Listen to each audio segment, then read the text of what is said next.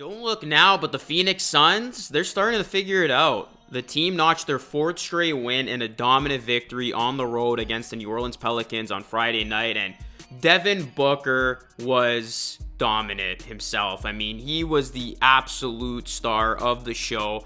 Booker went off. He scored a season-high 52 points, and he did it in 3 quarters. It was his second straight 50-point game against the Pelicans, and we're going to talk about it, and I'm going to tell you why. This Phoenix Suns team, a lot of people thought they were headed off a cliff, but this is a team you got to watch out for in the Western Conference. What's going on, everyone? Is Luca here, back with another video. In this one, I'm going to be talking about the Suns' latest impressive win, them being on this winning streak, and why the Suns are a very, very big threat in the West. If y'all could do me a soft favor, hit a like on the video. It helps it a ton. And please subscribe to the channel for more Suns and NBA content just like this. So it was indeed the Devin Booker show.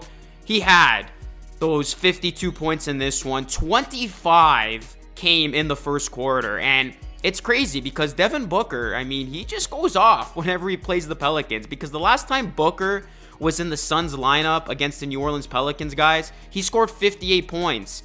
That was a victory in Phoenix on December 17th, 2022. On Friday, Booker was once again electric against the Pelicans. He was 18 of 30 from the field, 6 of 11 on threes, and made 10 free throws without a miss. And per Mark Spears, Devin Booker is just the third player to record consecutive 50-point games versus a single opponent since the NBA-ABA merger in 1976-77, joining James Harden versus the Spurs and Grizzlies, and Adrian Dantley versus the Nuggets. Booker reached 50 points for the 6th time in his career. He had a career high 70 at Boston on March 24, 2017, and Kevin Durant added 26 points while Nurkic grabbed 15 rebounds for Phoenix. The Suns shot at 49.5% and led by 30 points in the second half.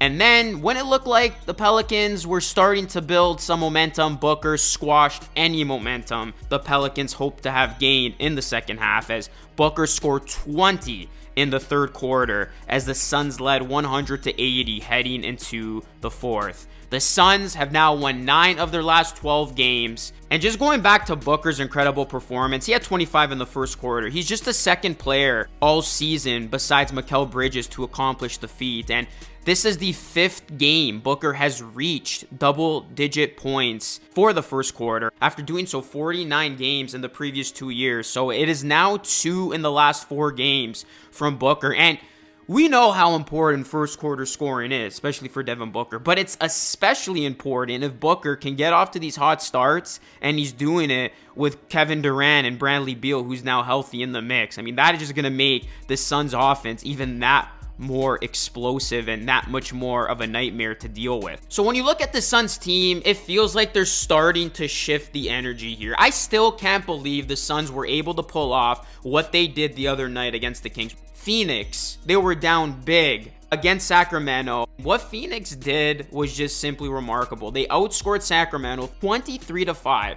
in the final 5-11 of that game to pull out the win. And it's crazy because the Suns actually entered Tuesday's battle with the Kings with a pitiful minus 16.7 fourth quarter net rating. And that is the worst mark in basketball by far, which is crazy to think because the Suns have all the star power. So when the Suns fell behind 109-87 with 8 minutes and 22 seconds left in the fourth, so many people thought that game was over. Who would have thought the Suns were going to come back? But the Suns, they chipped away, and then with 5:11 remaining in the fourth, Frank Vogel made the decision that swung the entire game in favor of Phoenix. He inserted Eric Gordon into the game for Josh Okogie, removing his best perimeter defender so that he could put his 5 best shooters on the floor at the same time.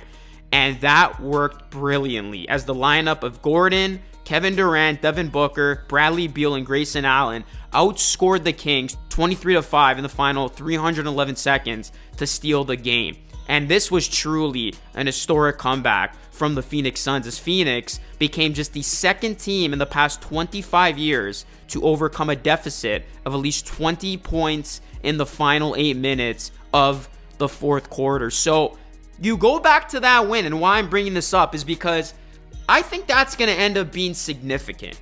It looked like the Suns were going to lose against the Kings. They make that historic comeback. They do what they did. They win again. They're on a 4-game winning streak. And like I said, it feels like the Suns are starting to shift the energy. It feels like this team is starting to realize their truest potential. And if the Suns end up going on a run here, guys, go back to that win against the Kings, because that, I think, is going to end up being a very, very significant part of this Suns season when we look back on it many weeks, even months from now.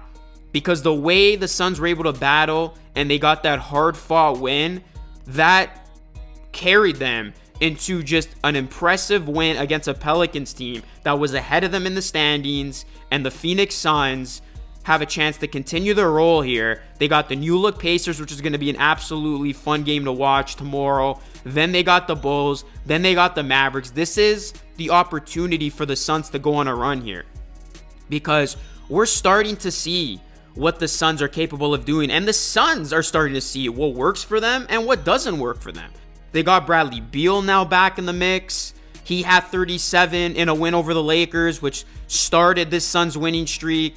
He's looking a lot more comfortable. So you look at the Suns, they are in 8th place in the Western Conference, but with the win over the Pelicans, the Suns are now just 1 game back of 5th in the West. So there is still plenty of time for the Suns to go on a run and really move up the Western Conference standings. That's why I didn't understand how people were quick to write off the Suns team. We know the Suns are notorious for these slow starts, for it taking time, and we knew that was going to be the case with obviously Bradley Beal entering the mix coming into the season, him being in and out of the lineup with injury. But now, hopefully health is on this Suns team side, because that hasn't been the case. But we've seen now when the Suns stars are healthy, they can do a lot of good things, and it's going to be the key for this team to remain healthy, because they're going to use this regular season to work out the kinks, to get better every single game, and we're seeing it now. And Frank Vogel, he's still going to see what works in certain situations. So this is going to really benefit the Suns leading into the playoffs, because we know with the Suns team, it is all about the playoffs.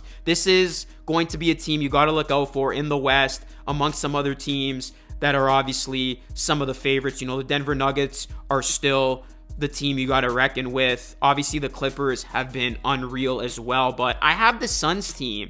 When you talk about tiers in the Western Conference, title contending tiers, I got the Suns in that tier. I think when this team is clicking, they are among the best. So we will see if the Suns continue to build momentum here. They're figuring it out. Let's see if they can keep the pressure on and keep on racking up these wins and move up the Western Conference standings. So what has your reaction been to the Suns team as of late, Suns fans? What are some of your takeaways? Let me know your thoughts down below. Hit a like on the video, subscribe to the channel. If you are new, help us hit 35K on this channel. It would be greatly appreciated. That is it for me. This is Lucas signing off. As always, thank you so much for watching. I will catch you all again in the next video.